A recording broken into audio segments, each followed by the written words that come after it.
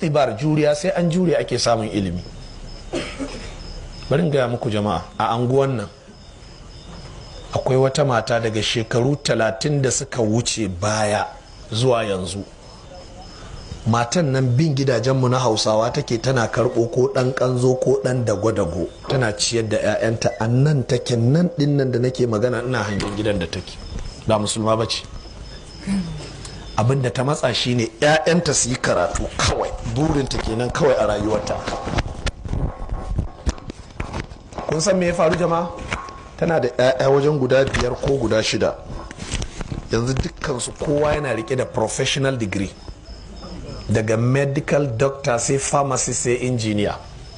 Abinci ma ba ta iya yi, talla take yi, tana kai bashin sabulai da omo da suturu nan cikin Daura da Muciya da 'yan Awaki.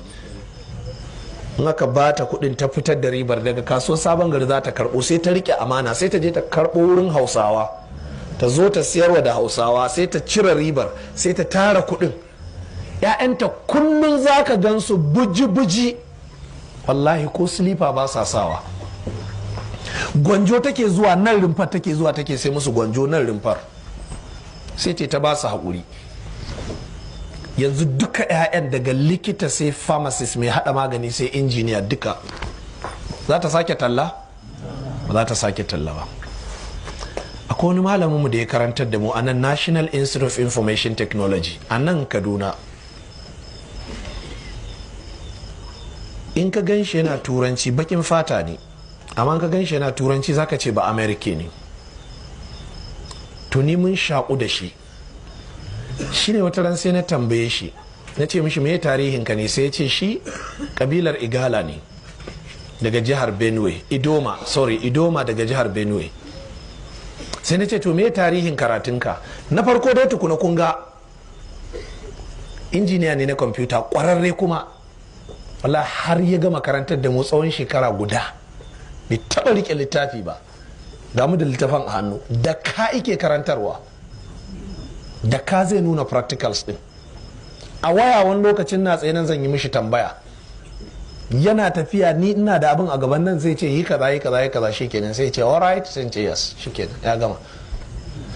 Kun ji daya? Sai ce mahaifin shi ya rasu, da mahaifin shi ya rasu a Benue, sai uwar ta siyar da gidan a Makurdi, sai ta dawo nan Kaduna, sai ta kama haya, sai ta rinka yin kosai tana sayarwa. Kudin sai ta je ta zuba a banki, abinda take kawai shine tana biya mai kudin makaranta, har karshen ta ya je ya yi karatu a Ingila, sannan ya dawo nan aviation, ya zo ya koyi tukin jirgin sama. Kwararren injiniya ne yanzu na kwamfuta, sannan kwararren direban jirgin sama ne. Sai na ce yanzu ina mahaifiyar nan ta kai, ce yana na ya koma da ita Makurdi, ya gina mata flat,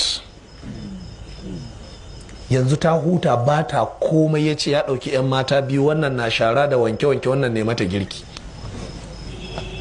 Shi kuma yana nan gani sai hau mashin ma kawai, ba ruwan shi. Wani lokacin zai gama karantar da mu sai ce yana da jirgin sama da zai je ya tuka, sai ya hau mashin kawai daga aji sai ya tafiye shi, ba ruwan shi. Amma mahaifiyar shi ya ce ba za ta sha wahala ba ko kaɗan, saboda ku duba sadaukarwar da ta mishi. Imamu Shafi'i mutumin kasar Bagadaza ne, uwar shi da ta haife shi ta ce ita abinda take so take dan te zan malami. Dan Allah, kina da burin dan ke zama malami? Kina da burin dan ke zama injiniya? Kina da burin dan ke zama likita? Kina da burin dan ke zama nagari? Imamu Shafi, uwar shi uban ya rasu yana karami, uwar ta dauke shi ta koma Makka, ta ce saboda tana so ya taso cikin malamai dan ya zama malami. Bata dade ba, kuma bai dade ba sai ta kwanta ta rasu ita ma.